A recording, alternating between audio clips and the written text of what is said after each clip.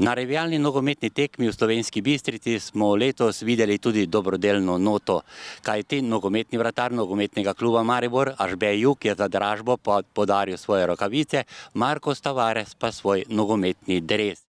Športna zveza Slovenska Bistrica je ob koncu 9. športnega vikenda pretekli petek izvedla dobrodelno nogometno tekmo med gospodarstvom in negospodarstvom. Udeleženci srečanja so skupaj zbrali 1500 evrov, ki jih bodo namenili žrtvam nedavnih katastrofalnih poplav.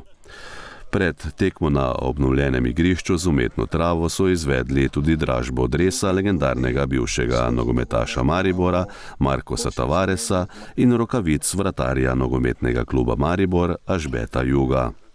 Podjetje Alomat je za dres namenilo 500 evrov. Prevzel ga je direktor podjetja Mirko Stegne.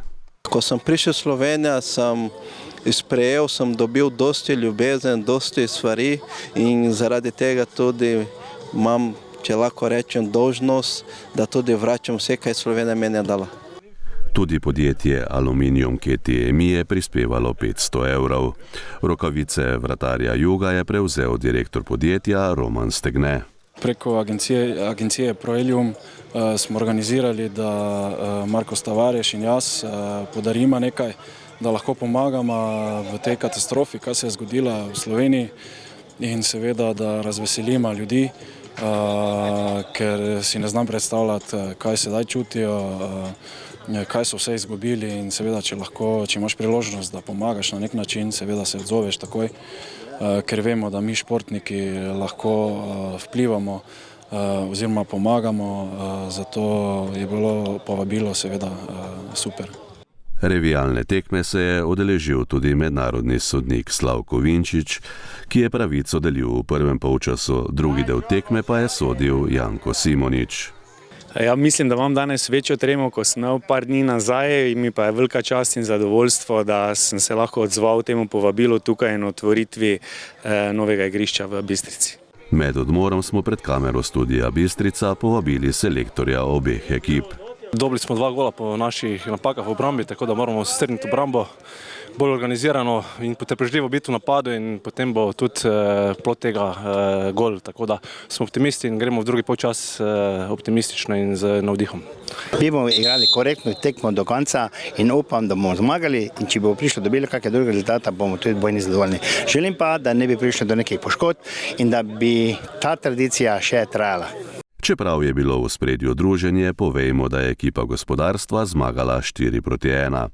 Za moštvo gospodarstva je igral tudi Tomaž Gracej, ki uspešno vodi ekipo Impola, ki tekmuje v poslovni nogometni ligi. Najbolj je pomembno tu, da se družimo, da se dobimo, da promoviramo šport v Slovenski Bistrici, predvsem nogomet, ker se zbira ogromno mladih, starejših in ljudje vseh generacij, kar je najbolj pomembno, da bo tudi po tekmi druženje, da se še kaj pogovorimo, poveselimo, in to je to. Barvene gospodarstva je zastopal tudi Ranko Leskovar, 5. mladinec svetovnega prvenstva v skoku v daljino v Sydneyju leta 1995. Takšne tekme so super, srečaš se malo s prijatelji, dogodek je družaben, vseeno, ko se tekma začne, malo tekmovalnega naboja, ampak v resnici je, komaj čakamo, da je konec, pa da smo vsi celi, pa da smo nekaj dobrega naredili s to dobrodelno tekmo. Udeleženci tekme z dobrodelno noto so imeli tudi čast, da so lahko preizkusili novo umetno travo na pomožnem nogometnem igrišču. Prvič, tudi ta dobrodelna tekma danes potrjuje to, da je Slovenska Bistrica športno mesto, tako da jaz to pozdravljam seveda tudi to dobrodelno noto. Zdaj, ta srečanja so že tradicionalna, povezana so tudi z tem športnim vikendom, tako da ne samo, da gre tu za druženje, za šport, gre tudi na nek način za zgled mlajšim generacijam. Jaz upam, da bo še koga pritegnili vedno pravim, izpred teh ekranov na igrišča, v športne objekte, ker je to po moje vsaj tako pomembno kot tisto za ekrane. Tale nova trava, torej novi odnos do nogometa, torej nogometaši bojo lažje trenirali, tudi igrali. Danes stojimo vsi tukaj na njej. Kako jo vi ocenjujete?